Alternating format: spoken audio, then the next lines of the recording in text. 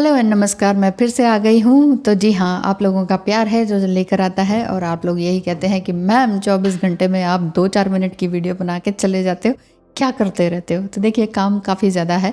तो यदि आपको भी टैरो रीडिंग, एस्ट्रोलॉजी या कंसल्टेशन की ज़रूरत है तो स्क्रीन पे दिखाए नंबर पर मैसेज करें।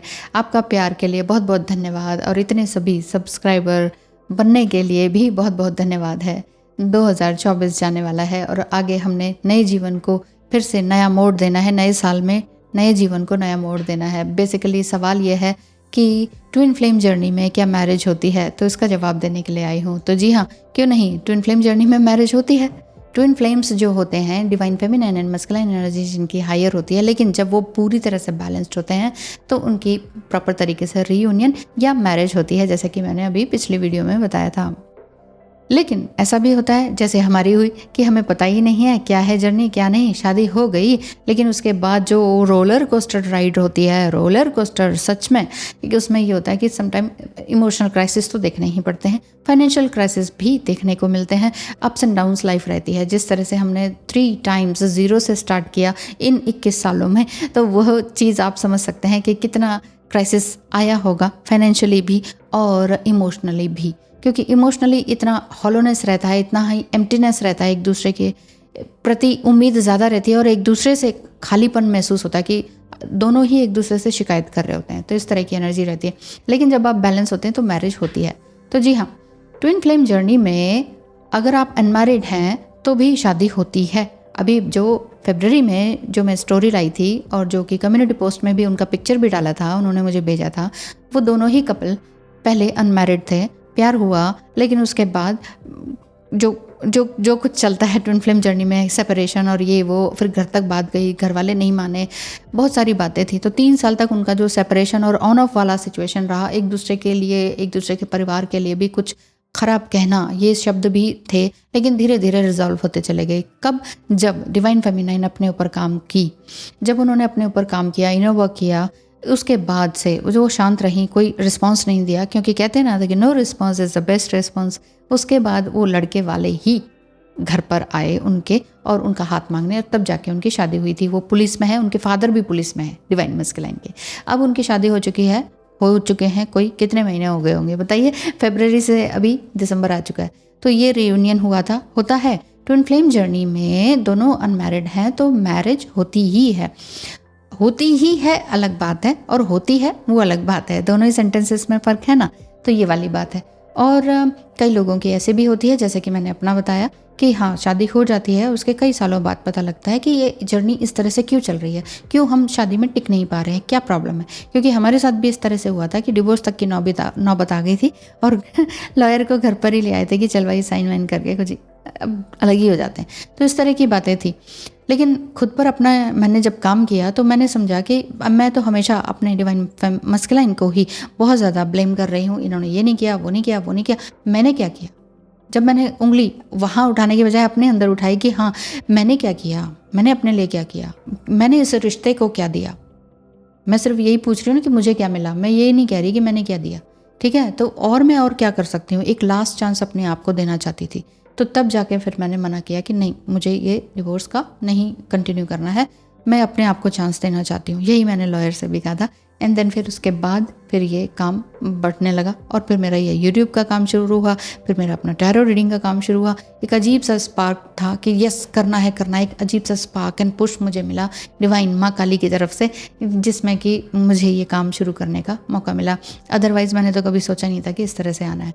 बाकी रही बात ट्विन फ्लेम मैरिज की, तो जी हाँ, इस तरह से भी होती है कि दोनों अलग अलग स्पाउस से मैरिड हैं एंड देन उनके स्पाउस को कुछ हो गया या कुछ ऐसी बात हो गई, तो फिर तब जाके एक बार फिर से एक डिवाइन ही अपने आप मिलाते हैं। ये हमारा दिमाग का कोई प्लान नहीं होता है कि इनको कुछ हो जाएगा तो फिर हम मिल जाएंगे, ऐसा नहीं होता। क्योंकि कई सालों तक हम सेपरेट होते हैं। इस तरह की कहानियाँ भी आती हैं जो रियल कहानियाँ होती हैं सच में। तो वो मिलते हैं एंड देन फिर उनका विवाह होता है, ऐसा भी देखा गया है। सम टाइम डिवोर्स लेकर भी विवाह होता है इस तरह से। यानी कि मैरिज जो है वो ज़रूर हो जाती है, होती ही है, ये नहीं कहा मैंने, क्योंकि दोनों सेंटेंसेस में फ़र्क है। Marriage is the ultimate goal of twin flame journey, ये बिल्कुल रॉन्ग सेंटेंस है। अपने आप को पाना ही एक अल्टीमेट गोल है ट्विन फ्लेम जर्नी का, वो बिल्कुल सही सेंटेंस है। मैरिज अल्टीमेट गोल नहीं है, इसलिए मैंने कहा था। लेकिन कई लोग बहुत नाराज़ हो गए इस बात से कि आप इतना नेगेटिव क्यों बोलते हो, कि कुछ भी नेगेटिव नहीं है। अगर आप नई इस जर्नी में है और अनमैरिड है तो आपको बार बार ये दुख बनी रहती है कि मेरी इससे शादी हो जाए, बस जिसको प्रेम करते हैं वो तो है ही ना, वो तो नेचुरल है। हर कोई यही चाहेगा कि मुझे जिससे प्रेम है मेरी शादी उसी से हो जाए। तो ये बात है। तो इस तरह से हम करते हैं और सोचते हैं कि ये जर्नी कहाँ तक जाएगी और शादी होती है तो कैसे होती है। किसी भी मोड पर शादी हो सकती है, वही मैंने बताया, विडो होने पर, विडोवर होने पर, डिवोर्स होने पर, है ना, और या फिर अनमैरिड हो तो भी हमारी ट्विन फ्लेम से कभी ना कभी मैरिज हो ही जाती है।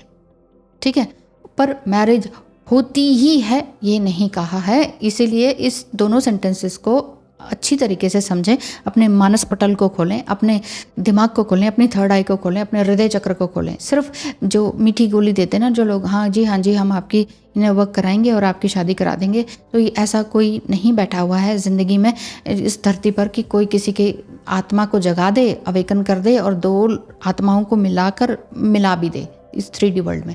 ऐसा नहीं है, क्योंकि ये जर्नी काफ़ी टफ इसीलिए है क्योंकि हम अपने अंदर नहीं देख पाते। हम कहते हैं ना कि हम दूसरों की हेल्प करनी है, उस लोगों की हेल्प करनी है, सोशल कॉज के लिए काम करना है, लेकिन हम पहले अपने लिए काम नहीं करते हैं। इसलिए वहाँ पर भी हमें धोखे मिलते हैं। जब हम इस तरह के लोगों के लिए काम करने जाते हैं, वहाँ पर भी राइवलरी चल रही होती है, जेलिसी चल रही होती है, एनवियसनेस चल रही होती है कि तू आगे कैसे, तू कैसे ज़्यादा दान करेगी, मैं करूँगी। ये तो मैं सब कुछ भुगता हुआ है, वही सारी स्टोरीज आपके सामने लेकर आती हूँ। वही तो मैं कह रही हूँ, वहाँ पर भी राइवलरी है कि मैं आज भाषण मैं दूंगी, आज भजन मैं गाऊंगी, ये कैसे गा देगी, ये गाने ना पाए, इसके लिए पूरी प्लानिंग चल रही होती है। फिर किस तरह का सत्संग बताइए, फिर किस तरह का सत्संग में वो ज्वाइन कर रहे हैं या ऑर्गेनाइज कर रहे हैं, जब आपके अंदर इतनी जेलसी है कि सामने वाला भजन भी ना गा पाए क्योंकि वो अच्छा गाता है, उसको प्रेज मिल जाएगा, मेरा पत्ता ना कट जाए। अगर ये इस तरह का डर, इस तरह की जेलसी अगर आपकी स्पिरिचुअलिटी में भी है, फिर कोई फ़ायदा नहीं है। लेकिन ये जर्नी यही सिखाती है कि आपने आडंबर नहीं करना है, स्पिरिचुअल होना है, रिलीजियस नहीं होना है। रिलीजियस के ऊपर है कहीं ज़्यादा स्पिरिचुअलिटी। तो दिल से दिल का मिलन है, इसको बनाए रखें। कॉस्मिक मैरिज आपकी ऑलरेडी डन है, इसको सोच के बना के रखें। लेकिन शादी हो सकती है, इसको भी मान के चलें, लेकिन शादी ही होगी ये मत सोचें। ये बात है। इन दोनों चीज़ों में अंतर है, तो ध्यान से सोचें, सुने, समझें, पढ़ें और अपने माइंड को खोलते हुए आगे बढ़ते रहें। मतलब जिसे कहते हैं ना गो विद द फ्लो तभी हो पाएगा जब आप हर एक चीज़ को एक्सेप्ट करेंगे। तो ये था आज का कि ट्विन फ्लेम्स की मैरिज होती है कि नहीं। यस होती है, लेकिन शादी ही होती है। एक बार फिर से बोल दूं, ऐसा नहीं है। ठीक है, थैंक यू सो मच, धन्यवाद।